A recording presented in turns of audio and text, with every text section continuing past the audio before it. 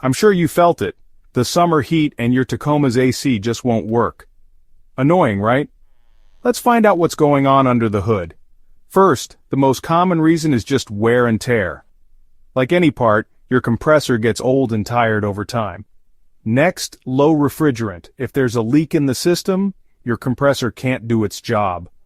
Sometimes the AC belt might be loose or broken, which means the compressor can't spin and cool the air. Another reason?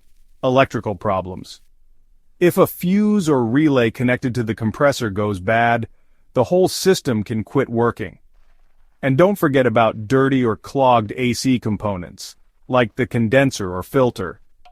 When airflow is blocked, the compressor works harder and can burn out faster. Finally, lack of regular maintenance can speed up compressor failure. Skipping routine checks lets small problems turn into big ones.